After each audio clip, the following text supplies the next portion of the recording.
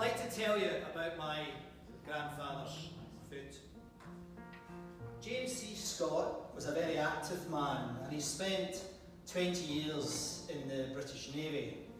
And indeed he ended up during the Second World War a member of the Special Boat Services, which is the United Kingdom's version of the SAS, if you like, in the Navy. However, after leaving the Navy, he was in his early 40s, and Jimmy, as he was called, started to suffer from quite severe angina, which is where the muscles around your heart are starved of blood, and you get very, very severe pain in your chest. Now, this was heartbreaking for Jimmy, no pun intended, because not only was he very active in the Navy, he had become very, very active in his beloved Scotland, where he was an avid climber, and he spent many a weekend in the Corbetts and Munro of Scotland. Now, after the onset of angina, Jimmy could have gone one way or the other, and he could have, like many people, given in, because his life, as he loved it, had to change. But rather than do that, what Jimmy did was he decided, right, I've got another passion. And his other passion was actually reading. But he thought, I could start writing. So he did.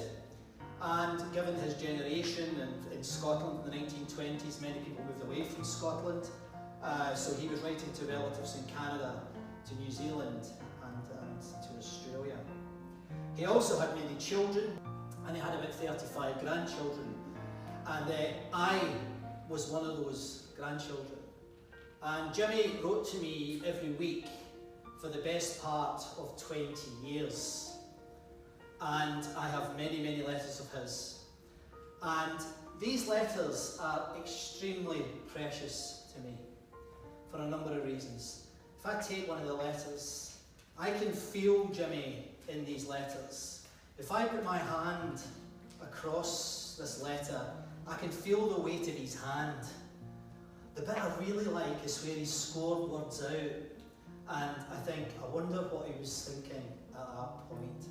You can even, if you're lucky, smell the aftershave that he used to wear, which came in a little white bottle with a ship on it. And I have so many of these letters, they now stack to a foot. 30 centimetres in new money. That is my grandfather's foot.